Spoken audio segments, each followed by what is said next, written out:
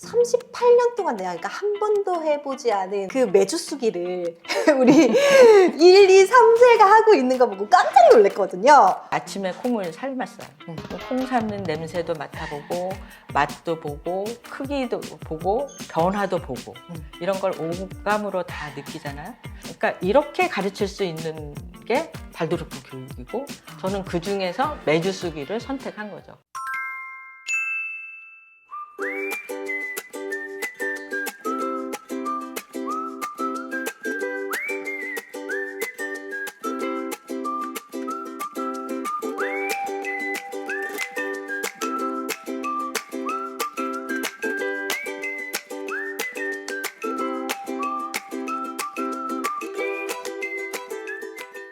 안녕하세요. 오늘의 배움 한 스푼은 솔숲 어린이집에 출장 왔습니다. 12월인데 1살, 2살, 3살 아이들이 매주를 쓴다고 해가지고 깜짝 놀라서 제가 와봤는데요.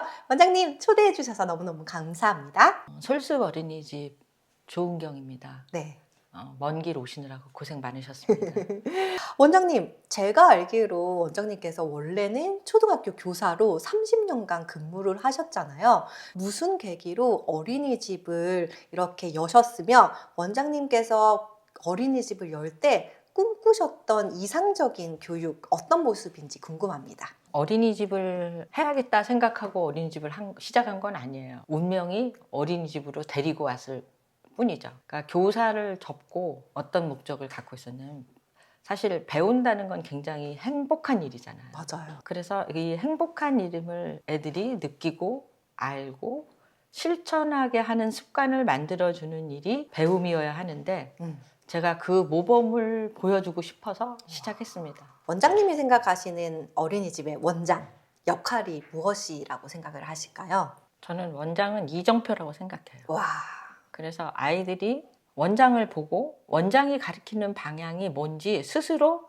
발달에 참고하고 있는 거죠. 원장도 아이들과 관계를 맺고 만날 수 있어야 이정표가 의미가 있어요. 관계 없는 이정표는 길거리 지나갈 때 그냥 스쳐가잖아요. 그렇죠. 나하고 관계가 있으면 그 이정표를 유심히 보는 거하고 똑같아요. 아이들이 하나하나와 관계를 맺고 건강한 관계를 맺으면 스스로를 조절할 힘이 생겨요.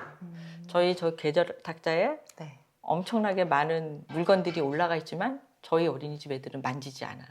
오. 저기서 자기 조절력을 기르는 거예요. 자기가 좋아하는 선생님이 이건 아름답지 아름다운 건 만지는 거 아니고 바라보는 거야 이렇게 얘기해 주시거든요.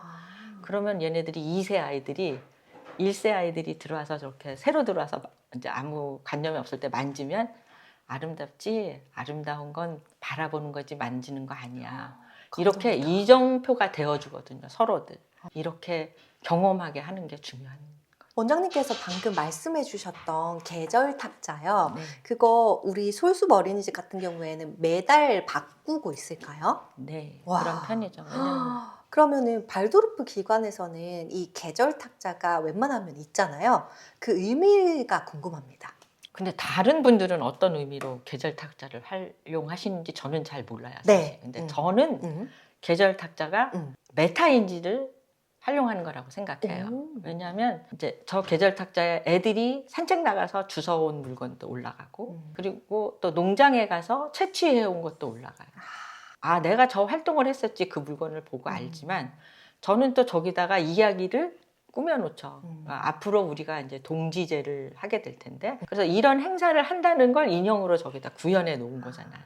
그러면 이제 미래의 일이 되는 거예요. 그렇죠. 이제 그거는 12월 20 며칠 날 할 일이지만 12월 초순에 이미 이런 활동을 보고 이제 경험이 있는 애들은 미래를 기대하게 되는 거고 그래서 과거에 있었던 일, 미래에 있었던 일 그리고 이 두 개를 동시에 바라보고 있는 나를 인지할 수 있는 장치가 저 계절 탁자인데 네. 그래서 이것이 메타 인지가 가능한 활동이라고 생각합니다. 원장님, 제가 오자마자 본 게 깜짝 놀란 게 제가 이제 88년생이다 보니까 38살이거든요.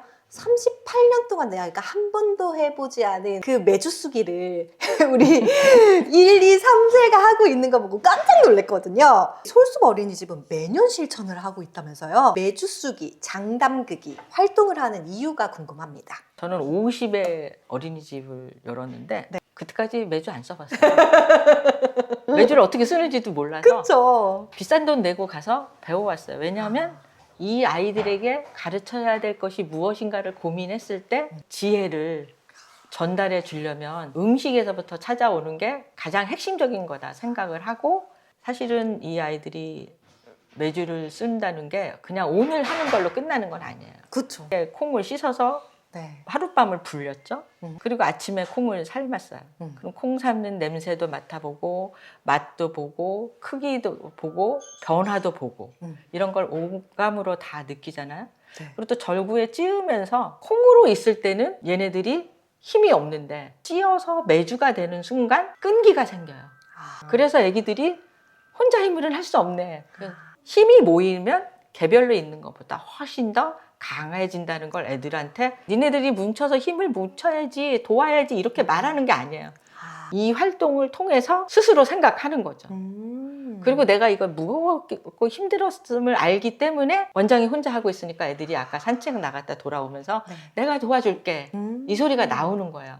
그러니까 이렇게 가르칠 수 있는 게 발도르프 교육이고 저는 그 중에서 매주 쓰기를 선택한 거죠. 그리고 이제 얘네들이 3월이 되면 간장과 된장을 또 담가요. 저희가 네. 밖에 장독대가 있는데 매주는 6월부터 9월 사이만 익는다는 거. 뜨거울 때만 익는 거예요. 간장, 된장이. 10월에는 그걸 또 이제 퍼서 부모님들한테 팔아요. 바자회 때 네. 팔아서 그걸로 저희가 루게릭 협회 돕기를 10년째 쭉 해오고 있습니다. 대단하세요. 그러면 본인들이 직접 만든 간장, 된장이다 보니까 아이들이 스스로 너무 된장찌개도 잘 먹고 그리고 쌈 배추 같은 것도 된장에 잘 찍어 먹을 수 있겠네요. 그렇죠. 그래서 저희 애들이 음식을 가리지 않아요. 그렇겠네요. 네. 그러면 이런 전통적 음식 만들기를 지금부터 하고 있는데 이 아이들이 발달해 주는 교육적 의미가 궁금합니다. 이 음식이 몸살림을 가르치는 거예요. 그러니까 내 몸을 건강하게 지키는 법. 그러니까 좋은 걸 먹고 좋은 재료를 선택해야 되고 이런 걸 배워서 몸을 잘 익힌 다음에 네. 그리고 움직임을 통해서 아까 이제 절구질 할 때 굉장히 무거운 절구공리를 애기들한테는 너무 그쵸. 무거운 걸 하잖아요. 근육을 키우려고 어른들은 어디 갑니까? PT 가죠. 네, 가서 뭘 드나요? 아령을 듭니다. 네, 무거운 걸 들잖아요. 네. 그것처럼 우리 아이들은 이 절구를 들면서 그때 근육을 키우고 있는 거예요. 직접 만든 매주, 장, 아이들이 어떻게 체험하고 또 먹거리랑 어떻게 연결을 시켜주시나요? 저희는 그게 너무 기본 베이스여서 그런 문제는 생각해 본 적이 없네요. 그러니까 저희는 출처를 모르는 음식은 절대로 안 먹여요. 저는 직접 장을 받아가 주방 선생님이 애써서 다 가공해서 손으로 직접 만들어 하지. 그리고 이제 아이들이 참여할 수 있는 부분은 또 중간에 같이 활동으로 경험하게는 해주죠. 그럼 지금 배우마 스푼 시청하시는 부모님들께서 우리 아이한테 먹거리를 아침이랑 저녁은 부모님이 네. 해결을 해야 되잖아요. 식재료를 고를 때 꿀팁이 있을까요? 식재료를 고를 때 기준은 저는 GMO 아닐 것, 유전자 변형 식품이 아닌 것. 그리고 두 번째는 건강한 처리 과정을 거친 것. 그러니까 예를 들자면 우유만 해도 네. 저온 살균 우유라든지 유통 과정이 너무 길지 않은 거. 그래서 가능하면 로컬 식품이 좋고. 네. 근데 그것도 그냥 믿거니 하시면 안 된다는 게 제 이론이죠. 먹는 문제는 정말 중요한 거라서 그쵸. 네, 각자의 기준과 형편에 따라서 그러니까 우리가 항상 최선을 주고 싶지만 맞아요. 최선을 줄 수는 없어요. 왜냐하면 재정적인 문제도 있고 과정에 대한 문제도 있고 하기 때문에 네. 그럴 때는 정말 차선은 뭔가 차선을 보는 눈이 기르시는 게 제일 중요하죠. 원장님, 수많은 아이들을 교육을 하시면서 원장님이 아이들에게 꼭 전하고 싶은 가치라든지 능력이라든지 삶의 태도는 무엇이 있을까요? 우리 졸업생 애들이 중학교 갈 때 제가 써주는 편지가 있어요. 뜻을 세우라고 가르쳐요. 사람은 뜻이 있으면 다 방법을 찾아요. 아이들의 행복한 유년을 책임지겠다고 이 일을 시작했기 때문에 온갖 걸 배워가지고 아이들한테 제공하고 있는 것처럼 네. 애들이 그 뜻을 세우면 그 방법을 찾겠죠. 그게 제일 중요하고 그런데 이제 가능하면 애들한테 저는 인생을 두 부분으로 나눠서 사는 지혜를 가르쳐 주고 싶어요. 그거는 슈바이처에게서 배운 건데 자기는 인생을 전반부는 나를 위해서 살고 후반부는 이웃을 위해서 살겠다고 정했어요.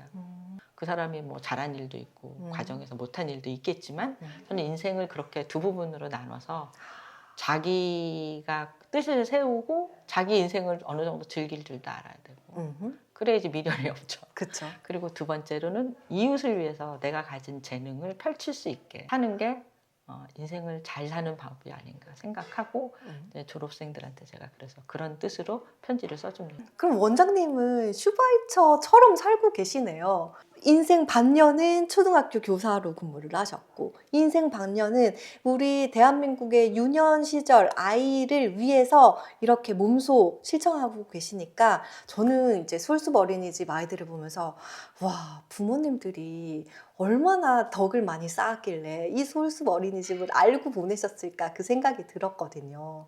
원장님 정말 존경하고 대단하고 저희 아이도 보내고 싶습니다. 초등학교 이제 입학할 시즌이다 보니까 학교 계획은 없으실까요? 제가 혼자 할 수 있는 일이면 저도 하고 싶어요. 제가 정말 잘할 수 있는 건 초등교육이잖아요. 네. 저는 초등학교에서 과학 영재반도 운영하고 저는 그래서 영재 교육에 엄청 그 노하우를 많이 갖고 있어요. 네. 그런데 학교라는 건 시스템이잖아요. 근데 제가 시스템을 구축하기에는 이제 너무 연로한 거죠. 아닙니다. 할 수 있습니다. 학교에 가기 전에 이 아이들이 바탕을 잘 배워가지고 가면 무슨 씨앗을 심든지 와. 잘 이겨낼 거라고 믿고 네. 여기서 바탕을 잘 키우는 교육을 하고 싶은 거죠. 부모님들은 요즘에 아이 키우기가 너무 힘드시대요. 부모님들에게 꼭 하시고 싶은 말씀이 있을까요? 제 친구가 얼마 전에 정년퇴임을 하고 손자를 봐주러 집에 가셨어요. 네. 석 달 있다 만났는데 야, 요즘에 젊은 부모님이 우울증이 안 걸리면 그 사람 이상한 거야. 왜냐면 혼자서 애를 키우는 건 너무 어려운 일이에요. 맞아요. 그런데 요즘에는 할머니들이 저같이 너무 바쁘잖아요. 그렇죠, 그렇죠. 그래서 육아 도움을 전혀 안 주시기 때문에 부모님들 너무 힘드세요. 그래서 힘드신 분은 학자들이 3살까지는 엄마가 데리고 있어라 이렇게 얘기하지만 3살 되기 전에 우울증에 걸릴 것 같다. 그럼 바로 어린이집에 보내셔야 돼요. 왜냐면 어린이집은 그래도 나름 전문가들이 있는 거잖아요. 그렇죠.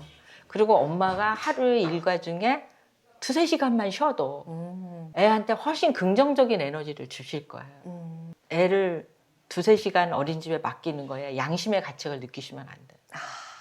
옛날에는 집에 할머니도 계시고 고모도 있고 큰엄마도 있고 이모도 있고 막 이래서 잠시 쉴 시간들을 줬는데 네. 요즘에는 혼자 다 보시기 때문에 어린이집이 할머니도 되고 이모도 되고 고모도 되고 큰엄마도 되고 다 대줄 수밖에 없는 상황이에요. 그래서 자기가 애를 키워보지 않은 사람들이 하는 조언은 믿지 마세요. 나의 그 육아가 너무 어렵다, 지친다, 힘들다, 외롭다 하시는 거 저도 충분히 이해를 합니다. 그래서 우리 어머니들 너무너무 고생하시고 그 어린이집에 보내는 거를 너무 마음 아파하지 않으셨으면 좋겠습니다. 우리 원장님 분들 같은 경우에는 우리 아이들을 정말 내 아이처럼 사랑하고 품어주고 또 위해주잖아요. 그죠? 그리고 어떻게 아이를 키울지 모르겠다 하실 때 저는 원장님들이 그렇게 좋더라고요. 조언을 해줄 수 있으니까. 그래서 믿고 맡기셨으면 좋겠고 마지막으로 원장님 솔숲 어린이집이 아이들에게 평생 기억될 배움을 준다면 어떤 것이길 바랄까요? 사랑이란 무엇인가를 명확하게 해주고 싶어요. 사랑이라는 건 상대방이 편안하고 행복하길 바라는 마음이래요. 그래서 세상 모든 걸 사랑할 수 있는 큰 품을 가진 사람으로 자라겠다고 뜻을 품길 바라요. 세상 모든 사람들에게 사랑을 나눌 수 있는 큰 품을 가진 사람이 될 거야 라고 뜻을 세우면 네. 구체적인 방법은 자기들이 다 알아서 할 거예요. 그렇네요. 네. 왜냐면 나눠주려면 있어야 되니까. 그러니까. 그럴 수밖에 그렇죠. 없네요. 그러니까 나를 있게 하는데 인생의 전반부를 투자하는 게 지혜로운 것 같아요. 네. 오늘 저는 원장님이랑 이렇게 대화를 나누면서 어린이집도 어린이집이지만 인생 전체적으로 정말 통찰력을 제대로 가지고 계신 분이다. 너무 지혜로우신 분이다. 너무 울림 있는 배움을 얻은 그 순간이었는데요. 원장님, 좋은 부모가 되고 싶다 하는 부모님들에게 말씀 부탁드릴게요. 좋은 부모가 되시려면 자기 인생을 잘 사셔야 돼요. 잘이라는 개념은 각자 다 다르지만 나 스스로 나 참 잘 살아 라고 생각하시는 게 중요하죠. 애들은 부모의 등 뒤를 보고 자라지 부모의 말을 보고 자라지 않아요. 그러니까 내가 잘 살면 애들이 좀 방황하는 때가 오더라도 결국은 잘 살게 되는 거예요. 우리 아이를 잘 살게 하고 싶은 부모님들 계신다면 반드시 저는 발도르프 교육 한번 알아보시라고 말씀을 드리고 싶고, 저희 솔숲 어린이집은 고양시에 위치하고 있습니다. 고양시 거주하시는 분들 같은 경우에는 전화 예약으로 꼭 상담 나눠보시라는 거 말씀을 드리도록 하겠습니다. 오늘 시청해 주셔서 너무너무 감사드리고, 오늘의 영상이 울림이 있으셨다면 좋아요, 구독, 알림 설정 꼭 해주실 것을 기대하겠습니다. 여러분 배움 한 스푼 해주세요. 고맙습니다.